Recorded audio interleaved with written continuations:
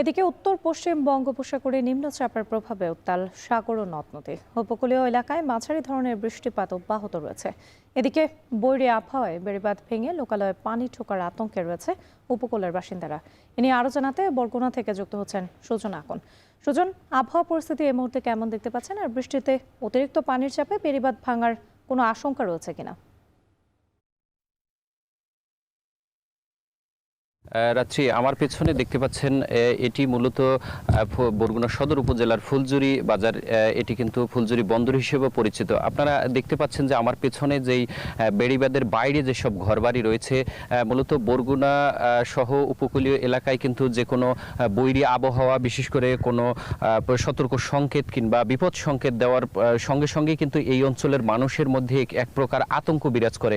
আপনারা দেখতে পাচ্ছেন যে এই যে বেড়িবাঁধের বাইরে যেসব ঘরবাড়ি রয়েছে, এগুলো কিন্তু স্বাভাবিক জোয়ারের থেকে 2 থেকে 5 ফুট পানি বেশি বাড়ার সঙ্গে সঙ্গে কিন্তু এইসব ঘরবাড়ি প্লাবিত হয়। এবং পাশাপাশি এই বাড়িঘরের পেছনেই কিন্তু যেই বাজারটি রয়েছে, সেই বাজারের যারা ব্যবসায়ী রয়েছে তারাও কিন্তু বেশ লোকসানের মধ্যে পড়তে হয় এই বন্যার কারণে। অন্যদিকে আরেকটি বিষয় আপনাকে জানিয়ে রাখি, বরগুনায় মোট 805 কিলোমিটার বেড়িবাঁধ রয়েছে। এর মধ্যে কিন্তু ভাঙন প্রবণ যে বেড়িবাঁধ, সেটি কিন্তু 44 কিলোমিটার রয়েছে। এবং বরগুনার যিনি পানি উন্নয়ন বোর্ডের নির্বাহী প্রকৌশলী রয়েছেন, তিনি যেমনটা জানিয়েছেন, 14 কিলোমিটার বরগুনা জেলার মধ্যে 14 কিলোমিটার বেড়িবাঁধ অতি ঝুঁকিপূর্ণ। অর্থাৎ যে কোনো সময় স্বাভাবিক জোয়ারের থেকে বেশি পানি আসলেই কিন্তু সেসব বেড়িবাঁধ ভেঙে কিন্তু লোকালয়ে পানি ঢুকে বসতবাড়ি কিংবা মাছের খামার কিংবা যে ফসলের ব্যাপক ক্ষতির কিন্তু আশঙ্কা করছে এই অঞ্চলের মানুষ।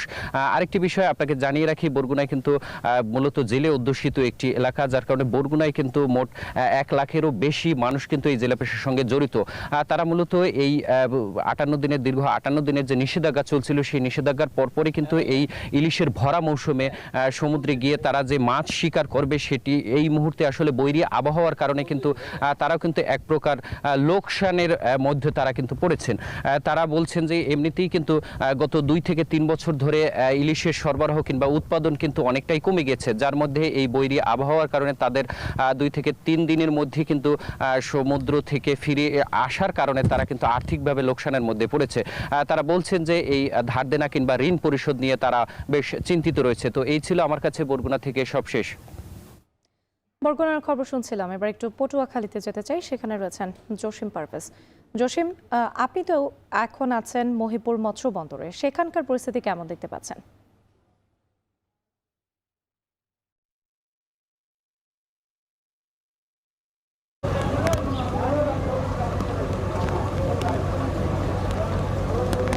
রাত্রি আসলে এখনও কিন্তু বৈরী আবহাওয়া অব্যাহত রয়েছে, কেননা আজ সকাল থেকে মাঝারি ধরনের বৃষ্টি এবং দমকা হাওয়া বয়ে গেছে। আর এর কারণেই কিন্তু সমুদ্র এবং নদ নদী উত্তাল রয়েছে। আর উত্তাল বঙ্গোপসাগরে মাছ শিকারে যেতে না পারা অসংখ্য ট্রলার তারা নিরাপদ আশ্রয়ে কিন্তু এই মৎস্যবন্দর আলিপুর মহিপুরে অবস্থান করছে।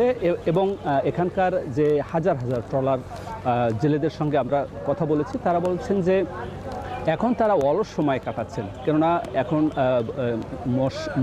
ভরা মৌসুম ইলিশের। কিন্তু এই ভরা মৌসুমে তারা ইলিশ না শিকার করতে পারায় তারা কিন্তু এখানে ঘাটেই বসে আছে। এবং বিভিন্ন মৎস্যবন্দরের যে বিভিন্ন ছোট ছোট ব্যবসায়িক প্রতিষ্ঠান রয়েছে, সে সকল প্রতিষ্ঠানে বসে তারা আড্ডায় জমে উঠেছে। এখানকার যে ব্যবসায়ী রয়েছে, তারা বলছেন যে এই ভরা মৌসুমের শুরুতেই যে বৈরী আবহাওয়ার কারণে যে তাদের যে বাণিজ্যিক যে একটি ঘাটতি শুরু হয়েছে, সেটি পূরণ করতে তাদের এই বছর সময় লেগে যেতে পারে, এমনটি তারা শঙ্কার কথা আমাদেরকে জানিয়েছে।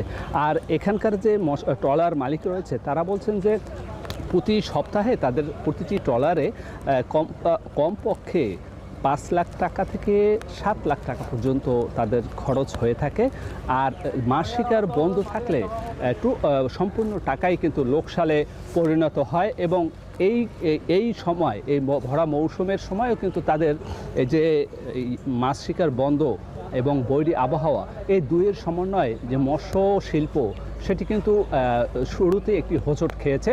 এবং তাদের প্রত্যাশা এই দুর্যোগপূর্ণ আবহাওয়া শেষে যদি মাছের দেখা মেলে, তাহলেই তাদের এই সংকটটা কেটে যাবে, অর্থনৈতিক সংকটটা। এই ছিল আমার কাছে সবশেষ। বঙ্গোপসাগরে নিম্নচাপের প্রভাবে উত্তাল সাগর ও নদ নদী। এ নিয়ে বিস্তারিত জানাতে পটুয়াখালী এবং বরগুনা থেকে যুক্ত ছিলেন সহকর্মীরা।